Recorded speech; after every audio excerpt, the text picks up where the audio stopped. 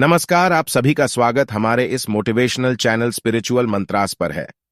दोस्तों, आचार्य चाणक्य ने अपनी नीति में 3 ऐसे लोगों के बारे में बताया है जिनके साथ भिड़ना किसी मनुष्य के लिए महंगा पड़ सकता है, क्योंकि इनके साथ शत्रुता करने पर मनुष्य स्वयं के ही जीवन का विनाश कर लेता है। दोस्तों, आचार्य चाणक्य एक महान ज्ञानी के साथ ही एक अच्छे नीतिकार थे।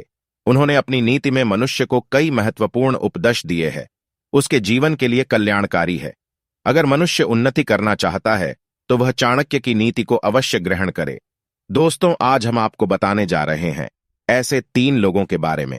इनमें 2 पुरुष और एक स्त्री का वर्णन। संसार में ऐसे 2 पुरुष बहुत ही कम होते हैं जिनसे कोई भी शत्रुता करना नहीं चाहेगा। अगर कोई मूर्ख व्यक्ति जाने अनजाने में ही अहंकारवश इनसे शत्रुता करता है तो स्वयं का ही विनाश करने पर तुला हुआ होता है।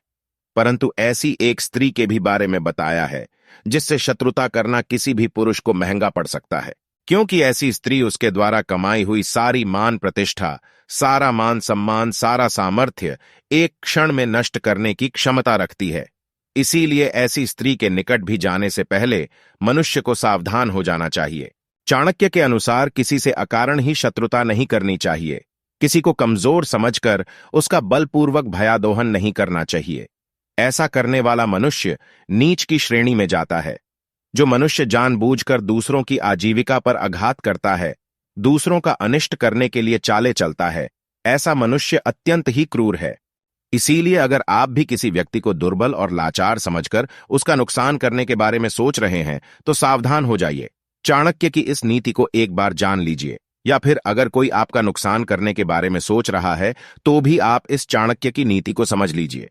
चाणक्य ने इस नीति में एक मनुष्य को यह बात बताई है कि उसे किसी को शत्रु बनाने से पूर्व किन बातों का ध्यान रखना चाहिए। तो आइए आपको बताते हैं आखिर वह कौन से पुरुष और कौन सी स्त्री है जिससे शत्रुता करना बड़ा ही महंगा पड़ सकता है। प्रलये भिन्न मर्यादा भवन्ति किल सागरा, सागरा भेद मिच्छन्ति प्रलये पिन साधवः। सबसे पहला मनुष्य है एक सहनशील व्यक्ति।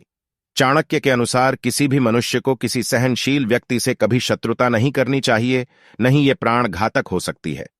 साधारण सी बात है कि जो सहन करता है सभी उसी व्यक्ति पर अत्याचार करते हैं, उसका मजाक बनाते हैं, उसे कष्ट देते हैं, उसकी निंदा करते हैं, और सहनशील व्यक्ति उसे सहन करने की ताकत रखता है। परंतु चाणक्य कहते हैं एक सहनशील व्यक्ति विशालकाय सागर की तरह होता है। जब तक वह सहन करता है तभी तक सभी को आनंद मिलता है, लेकिन जब उसकी सहन करने की शक्ति समाप्त हो जाती है तो वह किसी सागर में आए हुए तूफान की तरह अपनी सभी मर्यादाओं को भूलकर सब कुछ तहस नहस कर देता है। जब सहनशील व्यक्ति अपना आप खो देता है तो खुद के प्राणों की भी चिंता नहीं करता और सब कुछ नष्ट कर देता है। इसीलिए किसी सहनशील व्यक्ति से हमेशा सावधान रहे। दूसरा व्यक्ति है एक ज्ञानी पुरुष। आचार्य चाणक्य के अनुसार किसी ज्ञानी अथवा बुद्धिमान से भी शत्रुता अच्छी नहीं, बल्कि ज्ञानी और बुद्धिमान पुरुष से मित्रता करना ही उचित है। इनसे शत्रुता करने पर व्यक्ति का नुकसान ही है। बुद्धिमान से मित्रता करने पर व्यक्ति बहुत कुछ सीख सकता है, अपने जीवन का कल्याण कर सकता है। इनसे शत्रुता करने पर उसे क्या मिलता?